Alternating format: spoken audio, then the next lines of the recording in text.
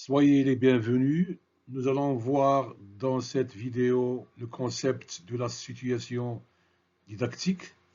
C'est un concept qui a été créé, initié par le didacticien des mathématiques français Q. Brousseau. Bien sûr, je vais essayer d'expliquer ce concept avec les exemples et avec des explications bien détaillées. Dans la prochaine vidéo, nous allons voir ensemble quelle est la différence entre la situation didactique, la situation non didactique et la situation adidactique. Le concept de la situation didactique, la définition est très simple. Une situation est didactique lorsqu'un individu a l'intention d'enseigner un savoir donné à un autre individu dans le domaine de l'éducation. Elle implique une relation à trois, un enseignant, un élève et un savoir à enseigner. Le triangle pédagogique de John Husserl représente vivement ce concept. On a ici l'enseignant, l'apprenant et le savoir, la relation didactique entre le savoir et l'enseignant, la relation d'apprentissage entre l'apprenant et le savoir, et la relation pédagogique entre l'enseignant et l'apprenant. Donc, en résumé, l'enseignant a le savoir et l'apprenant est celui qui doit acquérir ce savoir. Ça veut dire quoi acquérir? C'est très simple. Par exemple, l'apprenant obtient une connaissance, la comprend, l'assimile bien, l'applique dans de diverses situations, c'est-à-dire cette connaissance devient la sienne et devient facile à manipuler par cet élève n'importe où, n'importe quand et n'importe comment. La situation didactique est structurée et organisée par l'enseignant, c'est-à-dire c'est l'enseignant qui planifie toute la situation didactique de A à Z et ne laisse rien au hasard. Cette situation didactique vise généralement à transmettre des connaissances ou des compétences spécifiques de manière progressive et ordonnée. On sait très bien que l'élève ne peut pas acquérir une compétence du jour au lendemain. Il faut du temps, il faut de l'effort, il faut également de la progression dans l'apprentissage, etc. Il faut toujours un enchaînement, une progression pour acquérir une compétence. L'élève sait qu'il est dans une situation initiale relative au savoir. L'élève est dans une situation nouvelle qu'il ne connaît pas, qu'il ne comprend pas. Il va être bien sûr au début déséquilibré et va tenter de reprendre son équilibre en observant, en réfléchissant, en interprétant pour mieux comprendre cette situation didactique.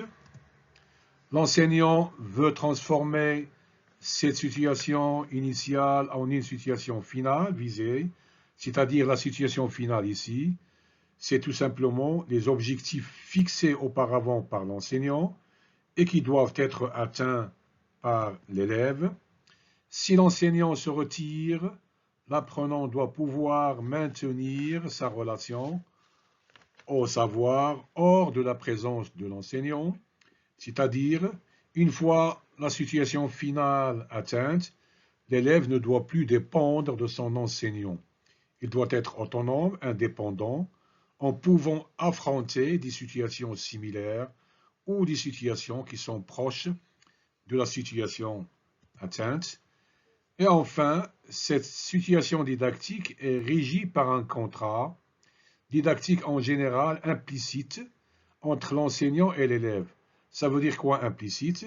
C'est-à-dire le contrat, évidemment, n'est pas écrit noir sur blanc, n'est pas écrit sur le papier, il n'est pas signé ni par l'enseignant ni par l'élève. C'est un contrat qui est exprimé d'une manière sous-entendue. L'enseignant est là pour enseigner et l'élève est là pour apprendre. Contrat didactique. Le contrat didactique représente un accord implicite entre l'enseignant et l'élève concernant les attentes mutuelles, les rôles respectifs, etc. L'élève doit savoir ce que l'enseignant attend de lui et en contrepartie, bien sûr, l'enseignant doit tout présenter à l'élève.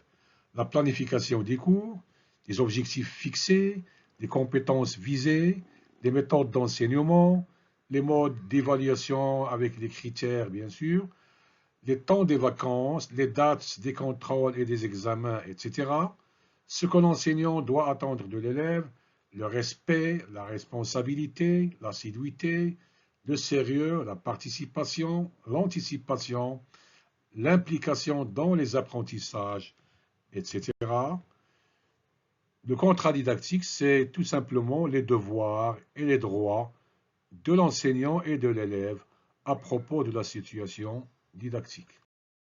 Les phases de la situation didactique, la situation d'enrôlement, l'enseignant doit engager l'intérêt et l'adhésion de l'élève dans la situation, c'est-à-dire, dans la situation didactique, l'enseignant doit d'abord prendre en considération l'intérêt, les motivations de l'élève.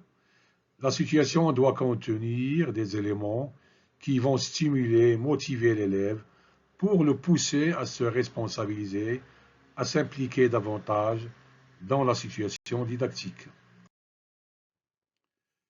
La situation d'évolution, l'enseignant fait accepter à l'élève la responsabilité d'une situation didactique et accepte lui-même les conséquences de ce transfert. Transférer quoi? Ici, l'enseignant va transférer ses compétences à l'élève et c'est l'élève qui va se charger de construire ses compétences, ses connaissances tout seul, bien sûr, sans l'aide directe de l'enseignant. Et bien sûr, l'enseignant ici incite l'élève à se responsabiliser dans l'apprentissage, à s'impliquer vivement dans la situation didactique. La situation d'action, l'élève doit choisir du contexte auquel il est confronté, ce qui convient à ses propres motivations et aspirations. Bien sûr, dans la situation didactique, l'apprenant doit agir. Et dans une situation didactique, on trouve beaucoup de contextes, car la situation didactique est complexe. Ici, l'élève doit découvrir le contexte qui convient à ses motivations, à ses intérêts, à ses aspirations. Ainsi, il pourrait manipuler, faire des recherches, éclaircir des zones sombres et par la suite construire de nouvelles connaissances pour pouvoir faire évoluer ses compétences. La situation de formulation, l'élève doit communiquer avec un autre interlocuteur. Pour maîtriser l'action, il doit mettre en œuvre des répertoires linguistiques, ce qui facilite l'échange et par suite l'acquisition des compétences. Ici, dans la situation de formulation, l'existence d'un ou des partenaires est très importante dans le but d'échanger des informations et des connaissances. Et pour cela, l'élève doit adopter un langage approprié pour pouvoir construire de nouvelles connaissances et par la suite acquérir de nouvelles compétences. La situation de validation ou de preuve, il ne s'agit plus d'échanger des connaissances, mais de coopérer avec un partenaire pour chercher la vérité et le convaincre de la justesse de ses actions. Ici, il ne suffit pas d'échanger des connaissances et des informations avec un partenaire, mais surtout s'adresser à un partenaire pour le convaincre de la justesse de ses actions. Ici, la validation ou la preuve s'implique dans un cadre et dans un acte social.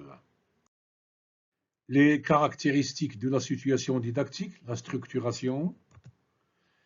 Elle est conçue et organisée par l'enseignant de A à Z.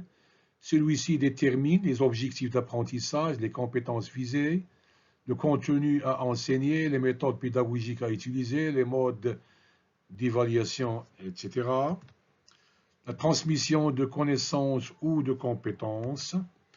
L'objectif principal est souvent de transmettre des connaissances spécifiques et surtout de développer des compétences particulières chez les apprenants. Quand je dis compétences, ça pourrait être des compétences comportementales, sociales, relationnelles, communicationnelles, opérationnelles, transversales, etc. Progression ordonnée. L'apprentissage se déroule généralement de manière linéaire et progressive.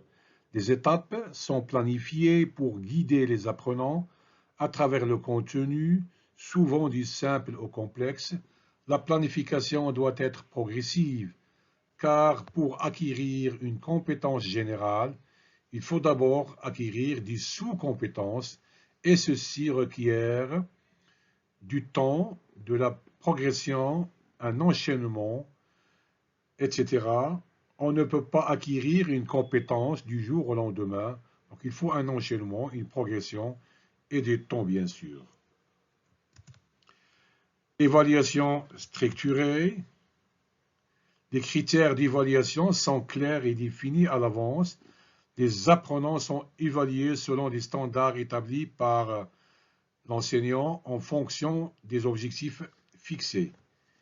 L'élève ici doit avoir connaissance sur le mode d'évaluation et en général, c'est l'évaluation critériée ou bien critérielle que l'enseignant doit adopter et cette évaluation critériée repose sur des critères et des indicateurs bien clairs, bien précis, qui sont faciles à vérifier, à mesurer et tout cela pour garantir la transparence, la justice, l'égalité et l'objectivité.